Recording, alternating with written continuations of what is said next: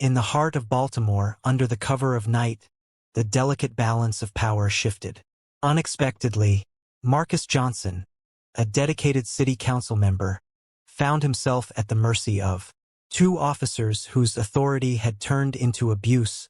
What began as a simple traffic stop spiraled into an encounter that would change not only Marcus's life, but also the future of the city's police department.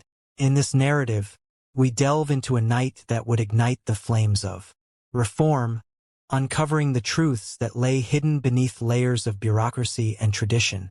It's a story of resilience, the quest for justice, and the transformative power of humility. Marcus Johnson rubbed his weary eyes, driving his sleek black Toyota Camry through the eerily quiet streets of downtown Baltimore. The digital clock on the dashboard flashed 11:45 p.m., and the temperature read a bone-chilling 20 degrees Fahrenheit minus 6 degrees Celsius. Snowflakes began to drift down gently, adding to his fatigue after a grueling 5-hour city council budget meeting. As the finance committee chairman, Marcus had spent the entire evening engaged in heated debates over funding allocations for various city departments, particularly the police force. The meeting had reached a boiling point when the police department requested increased funding for military-grade equipment. Marcus had staunchly opposed the idea, arguing that the funds would be better spent on community programs and officer training. Now, as he neared home, he longed for the warmth of his wife, Lisa, who likely had left his dinner warming in the microwave, a nightly ritual when his meetings ran long. Just 15 minutes from home, Marcus was startled by the sudden flash of red and blue lights.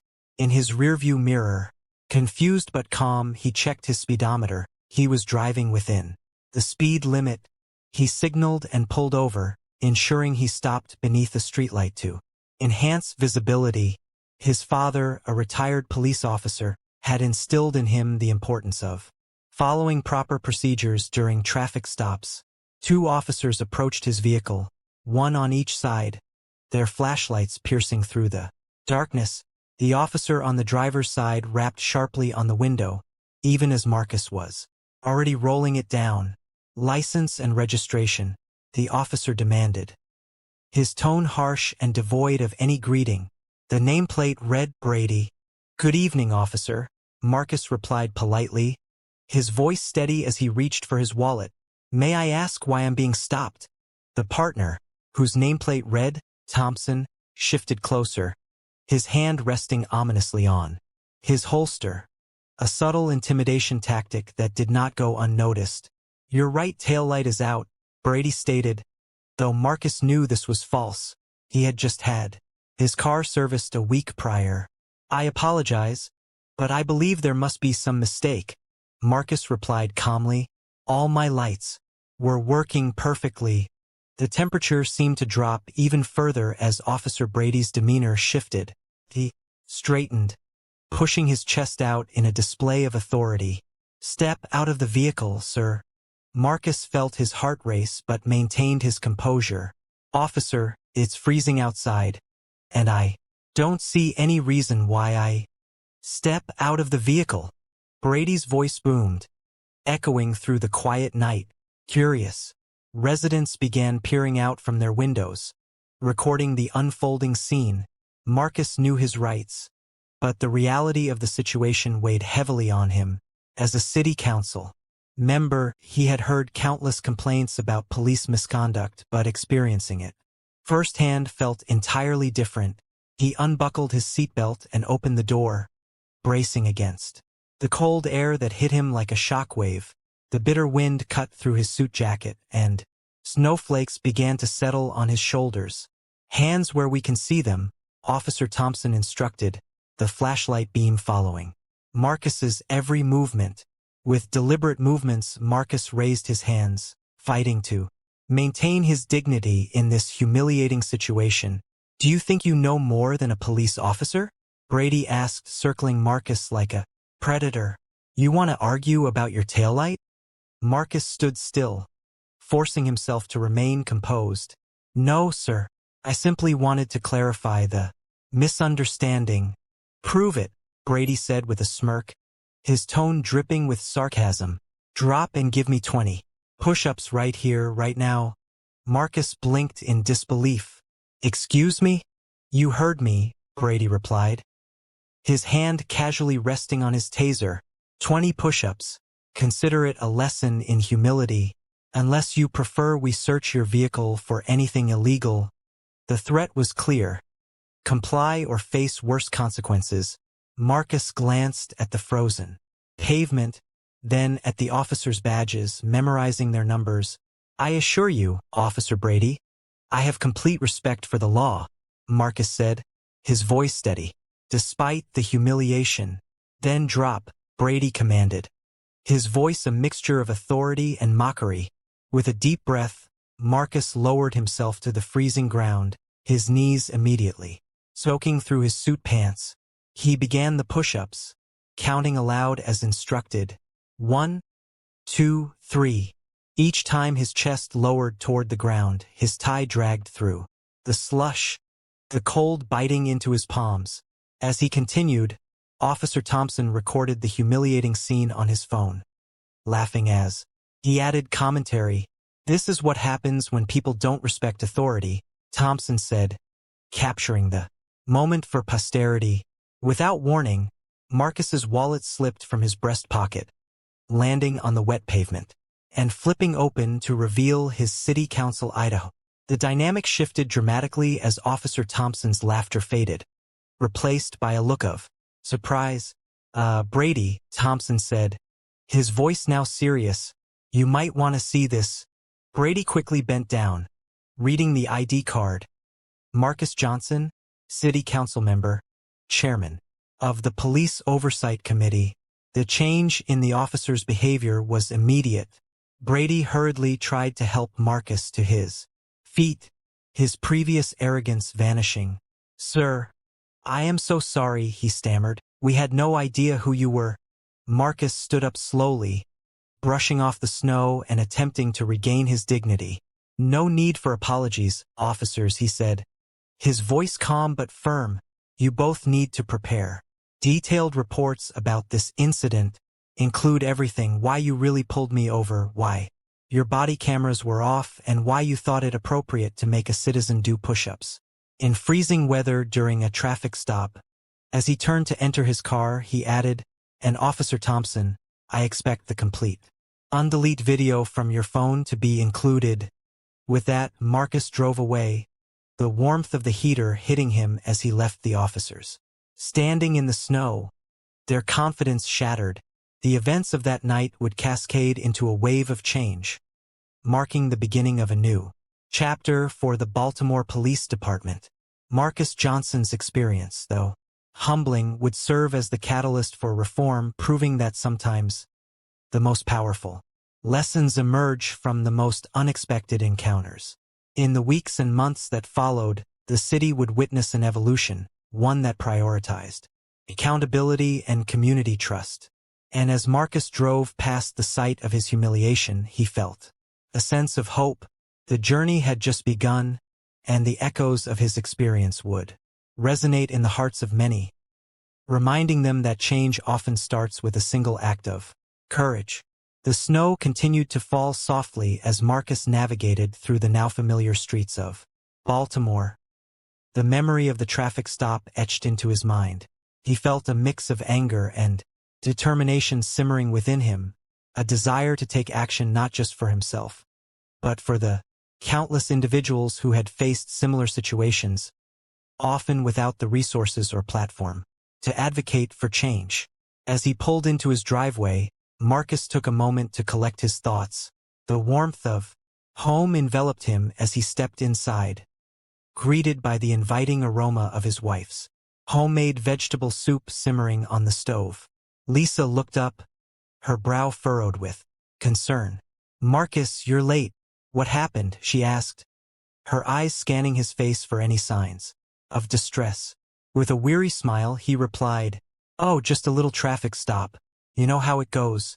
He tried to downplay the incident, but Lisa, knowing him too well, wasn't easily convinced. Traffic stop? You look like you've been through a snowstorm, she said, her voice laced with concern. Sighing, Marcus relayed the details of the evening, watching as her expression shifted from confusion to disbelief, then finally to anger. "They made you do push-ups? In the snow," she exclaimed, her voice rising. "That's outrageous." "It was humiliating," Marcus admitted, rubbing the back of his neck. "But I think it's a wake-up call. I can't just sit back and let this slide. We need to bring attention to this kind of abuse." Lisa stepped closer, her features softening. "What are you thinking?" "Tomorrow, I'm calling a meeting with the other council members," he said, determination flooding his veins. "I want to discuss police accountability and community relations. If this can happen to me, it can happen to anyone. We can't let it continue." As the evening wore on, Marcus felt a renewed sense of purpose. That night, he crafted a speech outlining his experiences, the issues surrounding police misconduct, and the necessity for reform. He meticulously detailed the need for training programs that focused on de-escalation tactics, community engagement, and accountability measures. The following day, Marcus entered the city council chamber with a sense of resolve. The room was filled with fellow council members, some of whom had been allies in the past, while others had been staunch defenders of the status quo. As he stood at the podium, his heart raced, but he quickly steadied himself, reminding himself that this was bigger than him. "Thank you all for being here today," he began, his voice resonating across the chamber. "I stand before you not just as a council member, but as a citizen who has experienced firsthand the consequences of unchecked authority." He recounted the events of the previous night with precision, watching as the expressions of his colleagues shifted from skepticism to concern. "Imagine if this had been a young man or woman of color, or someone without the privilege of a political position," he continued, his voice growing stronger. "The power dynamics at play are alarming. We need to change this narrative." A murmur swept through the room, and Marcus seized the moment. "It's time for us to take a stand against police misconduct, to ensure that our law enforcement acts as a guardian for our community, not as an oppressor. We must implement mandatory training focused on empathy, communication, and community relations for every officer on the force." Councilman Carter, known for his traditional views, interjected, "And how do you propose we fund such initiatives? The police budget is already stretched thin." Marcus met his gaze, unwavering. "We can reallocate funds from areas that have proven ineffective. Investing in our police isn't just about equipment. It's about investing in the community. When our officers are respected and equipped with the right skills, our community will thrive." The room fell silent, the weight of Marcus's words hanging heavily in the air. It was a pivotal moment, and he could sense the shift in perspectives. "Let's also bring in community leaders, activists, and those who have been affected by police interactions to the table," he urged. "Their voices are crucial in shaping a police force that reflects the values we want to see in our city." As the discussion continued, other council members began to voice their support. The dialogue was no longer about defending the status quo. It had transformed into a conversation about accountability, responsibility, and the future of Baltimore. By the end of the meeting, a coalition was formed to address police reform, and a series of forums were scheduled to gather community input. Marcus felt a swell of pride, a small victory, amidst the larger battle for justice. That evening, he returned home, greeted by Lisa's warm embrace. "You did it," she exclaimed, her eyes sparkling with pride. "It's just the beginning," he replied, exhaustion creeping in. "We have a long road ahead." As they settled in for the night, Marcus found solace in the thought that change was possible. The push-up challenge had become a catalyst for action, igniting a fire within him to advocate for those who felt powerless.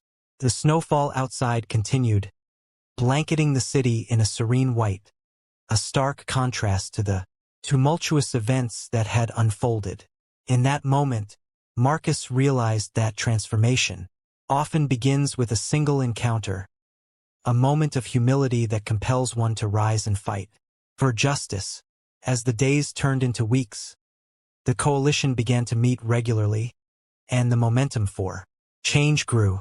The push-up challenge, once a source of embarrassment, became a rallying cry, symbolizing the need for accountability and reform. With each passing day, Marcus's resolve strengthened, fueled by the support of his community and the belief that together they could forge a new path towards justice. Little did he know, the challenges ahead would test not only his courage but also his commitment to the cause. The journey towards reform would require unwavering determination, collaboration, and the willingness to confront uncomfortable truths. But Marcus was ready to face whatever lay ahead, armed with the knowledge that true change was often born from the most unexpected encounters. The weeks following the initial council meeting were abuzz with discussions about police reform. Marcus Johnson felt a palpable shift in the atmosphere of the city council chamber, as colleagues who once strayed away from the topic of police accountability were now actively engaging in conversations, sharing ideas, and drafting proposals. The coalition, dubbed the Baltimore Accountability Alliance, began to take shape, composed of council members, community leaders, activists, and citizens who had been impacted by police encounters. Each meeting was a testament to the power of collective voices. It was a melting pot of diverse experiences and perspectives. Marcus was acutely aware that with this newfound momentum came the responsibility to harness it effectively. As the chairman of the coalition, he organized forums throughout the city, inviting residents to share their stories. Each testimony brought with it a raw vulnerability that resonated deeply with the attendees. During one such forum, held at a local community center, Marcus stood at the front of the room, listening intently as a young woman named Maria recounted her experience with the police. "I was just walking home from a friend's house when an officer stopped me, accusing me of fitting the description of a suspect," Maria said, her voice trembling. "I was terrified. I didn't know what to do.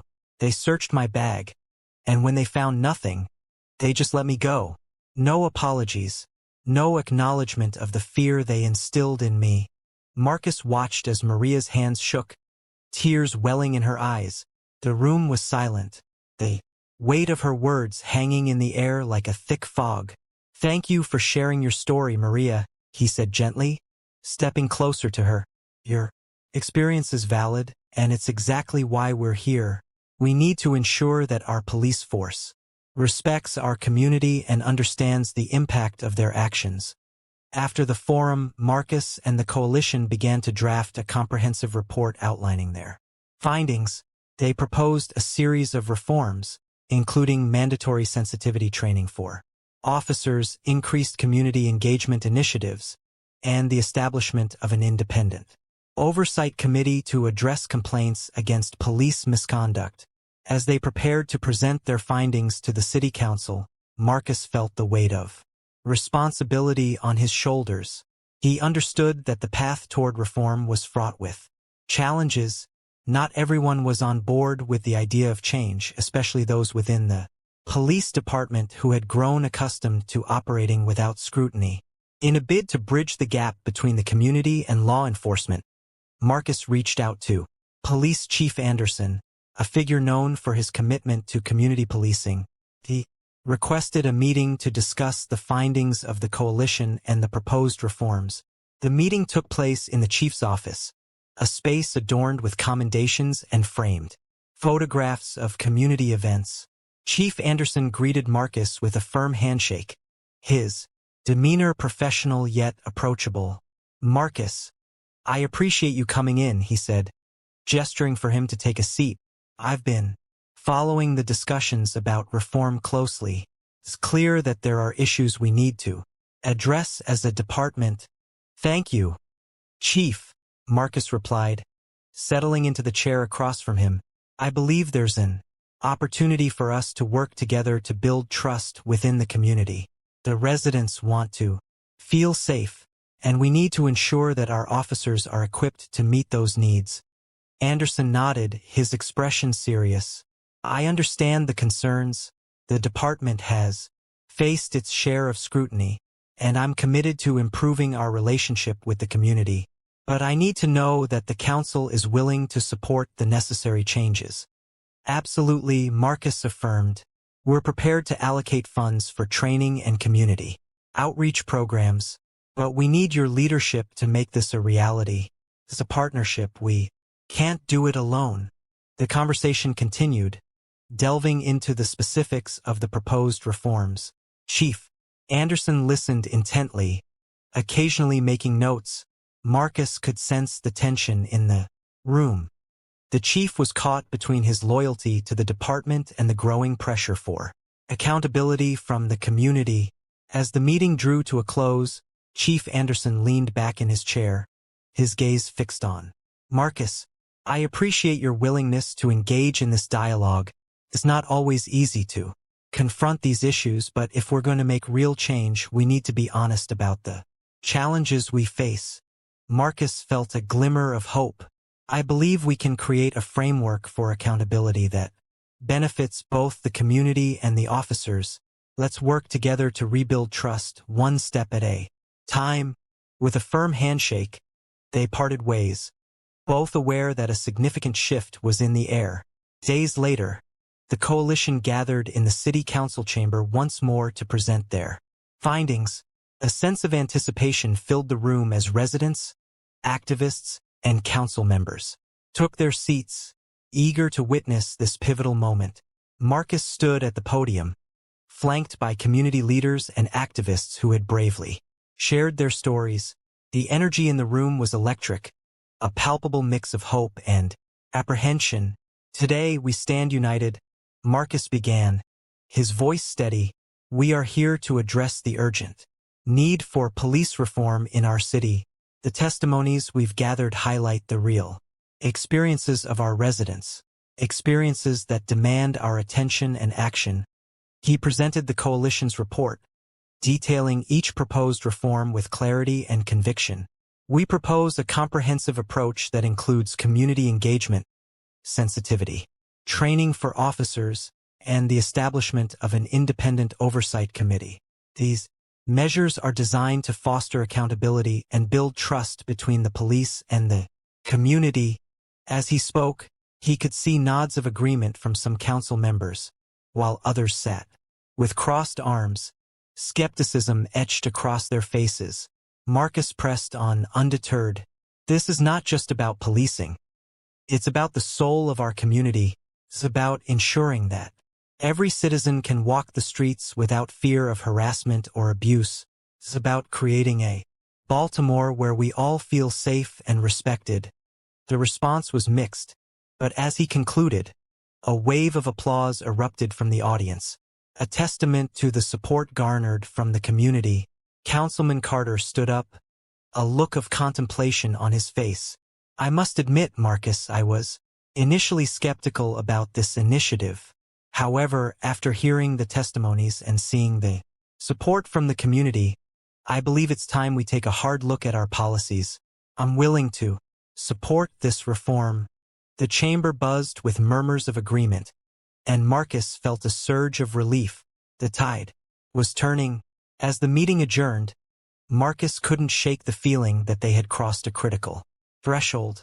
The coalition had gained traction, and for the first time in a long while it felt as though change was not only possible but imminent. Yet, he understood that challenges lay ahead.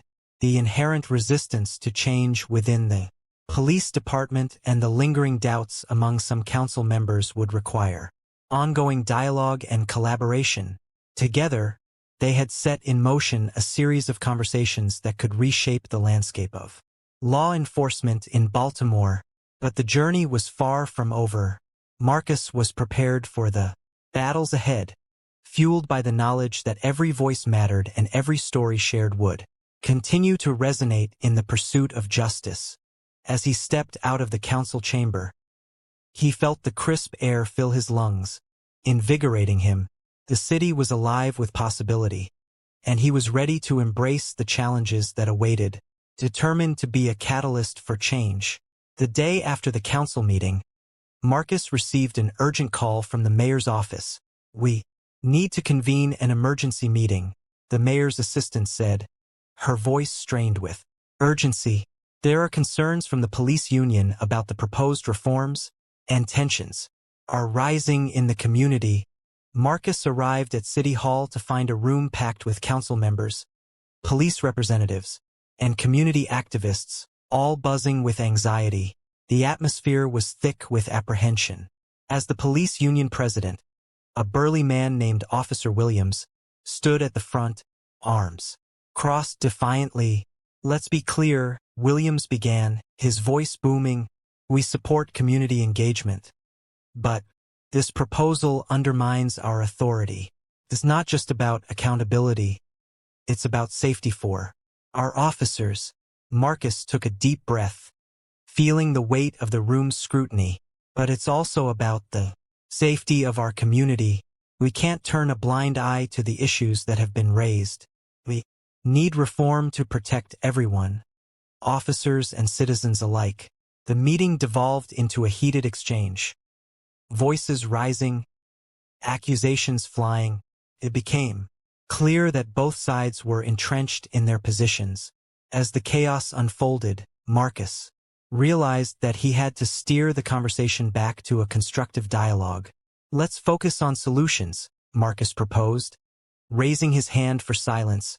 "What if we create a committee that includes police officers, community members, and council representatives to collaboratively develop these training programs? We all want the same thing, a safer community." After hours of back and forth, the room slowly began to settle, and a tentative agreement emerged to explore the idea further. The meeting ended in a cautious truce, but Marcus knew that the real work was just beginning. The following week, protests erupted across Baltimore, as community members took to the streets to voice their frustration over police misconduct. The chants echoed through the city. "No justice. No peace." Marcus watched from his office window, heart heavy with the weight of the ongoing struggle. The protests, while energizing, also raised concerns about public safety. The police responded with a show of force, deploying officers in riot gear, which only escalated tensions. Marcus felt the urgency to act, realizing that he needed to bridge the divide between the community and the police. He organized a town hall meeting, inviting residents to share their concerns and experiences. The room was filled with passionate voices, each story amplifying the call for reform. "We want accountability," shouted one activist. "We want to be heard." Amidst the uproar, a young man named Jamal stood up, his voice trembling. "I was stopped, without cause. Just like many of us here, it's time for change. But we need to work together, not against each other." Marcus nodded in agreement, moving forward to the front of the room. "Jamal is right. We must unite our efforts to demand justice while also fostering understanding. Together, we can create a safer Baltimore for everyone." The town hall ended with a sense of solidarity. But Marcus knew that the path ahead would be fraught with challenges. The protests were a call to action, and he was determined to amplify those voices in the council.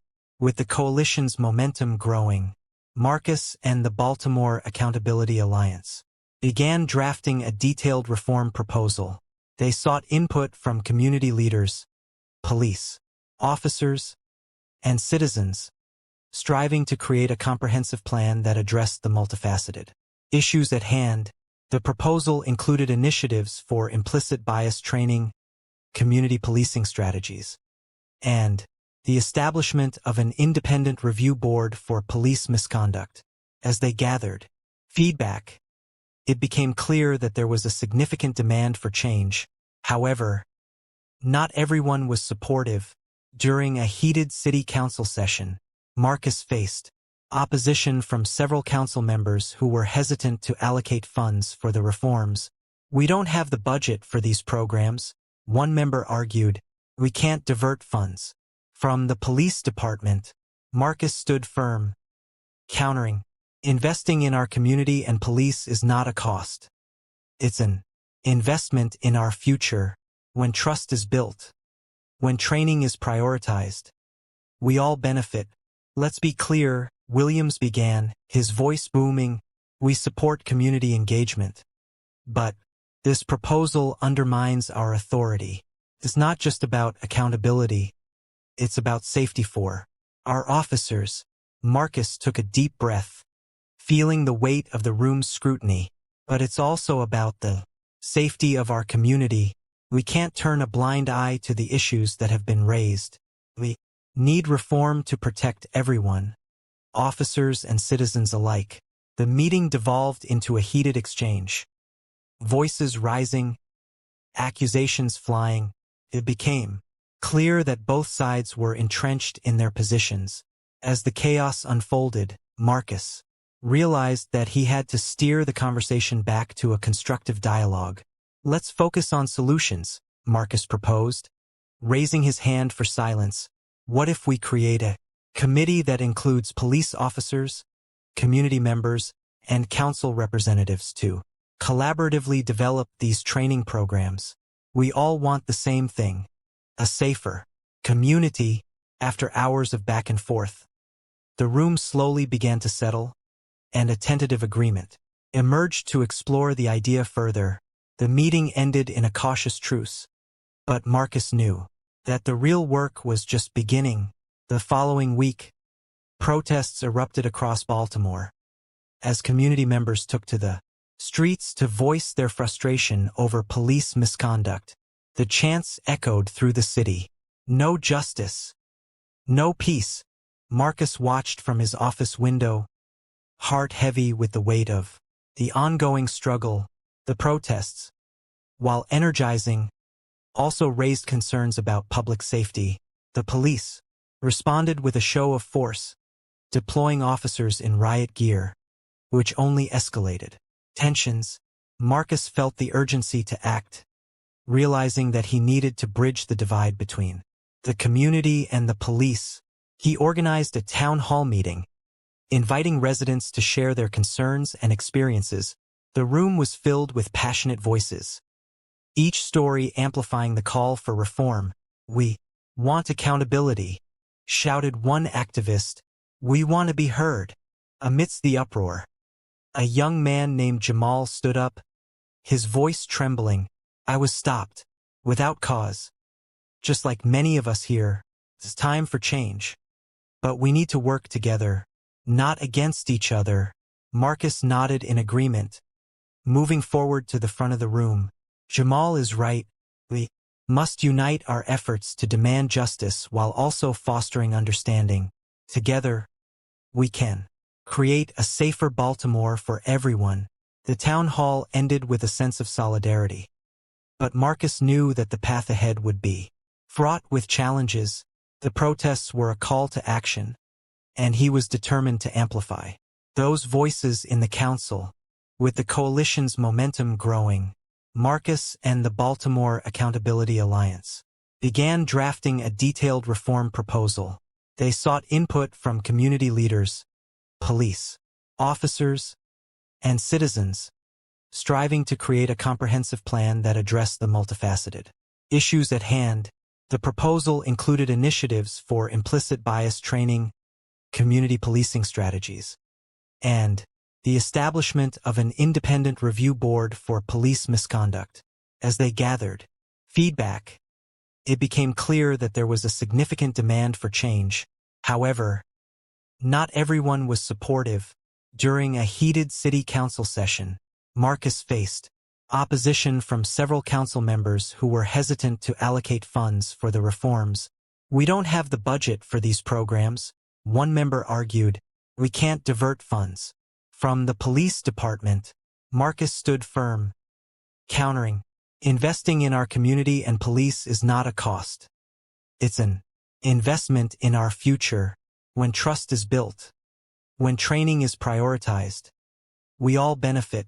Gradually, he began to gain traction, rallying support from both the community and a few council allies.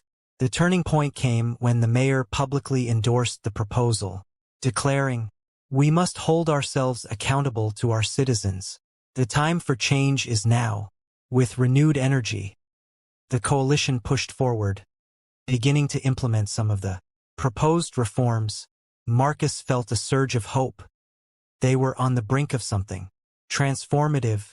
Months later, the day of the community engagement event arrived, culminating in a graduation ceremony for officers who had completed the new training programs. The event was designed to celebrate the progress made and reinforce the commitment to community policing. As Marcus stood at the podium, he looked out at a crowd that included officers, community leaders, and concerned citizens. "Today, we celebrate a new beginning," he proclaimed.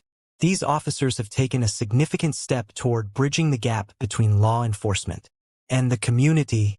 The officers who had undergone training wore their uniforms with pride, and as each one received their certificate, applause erupted throughout the room. Chief Anderson delivered a heartfelt speech, acknowledging the importance of empathy and understanding in policing. "Today is not just about the officers," he said, his voice strong. "It's about each member of this community. Together, we can create a safer Baltimore where everyone feels respected and valued." As the ceremony concluded, Marcus felt a sense of accomplishment. It was a significant milestone, but he understood that the journey was far from over. The reforms needed to be sustained, and the community's trust had to be continuously earned. In the months that followed, the city began to experience a shift. Officers were more engaged with the community, participating in local events, and fostering relationships that had long been strained. The coalition's ongoing efforts brought together diverse voices, creating a platform for dialogue. One evening, Marcus attended a neighborhood block party where police officers mingled with residents, sharing stories and laughter. It was a stark contrast to the tension that once filled the air. He spotted Maria, the young woman who had bravely shared her story at the forum, chatting with Officer Smith, who had been part of the new training program. "Look at that," Marcus said to Lisa, who stood beside him. "This is what it's all about. Change is happening." As the sun set, the warmth of community spirit enveloped them. Marcus felt a profound sense of hope. They were building a culture of accountability that emphasized collaboration over conflict. However, he was keenly aware that one incident could threaten the fragile progress they had made. He vowed to remain vigilant, knowing that true transformation required continuous effort. As the year drew to a close, Marcus found himself reflecting on the journey. He sat down with Lisa, the glow of candlelight illuminating their cozy living room. "Can you believe how far we've come?" he mused, his voice filled with gratitude. Lisa smiled, her eyes sparkling. "It's incredible, but it's also a reminder of how much work still lies ahead. We can't lose sight of this momentum." Marcus nodded, understanding the importance of persistence. He began writing a book to document their story, hoping to inspire others facing similar struggles in their communities. He wanted to share the lessons learned, the power of unity, the strength found in vulnerability, and the necessity of accountability. "Your voice matters, Marcus," Lisa encouraged. "Share your experiences and let others learn from them. You've made a difference." With renewed determination, Marcus dedicated himself to the writing process, weaving together the narratives of the activists, officers, and citizens who had come together to create change. Months later, the book was published, and Marcus held a launch event in the very community center where they had begun their journey. The room was filled with familiar faces, community members, activists, and even some police officers who had embraced the reform process. As he addressed the crowd, Marcus felt a sense of fulfillment. This book is not just my story. It's a testament to the resilience of our community. It reflects our shared commitment to accountability and the belief that change is possible. The crowd erupted in applause, and Marcus saw the faces of those who had fought alongside him, each person a vital part of the journey. The book was well received, prompting discussions about reform far beyond the city limits. In the years that followed, Baltimore became a model for police reform, inspiring other cities to adopt similar initiatives. The coalition remained active, continuing to foster positive relationships between law enforcement and the community. As Marcus walked through the city, he felt a profound sense of pride.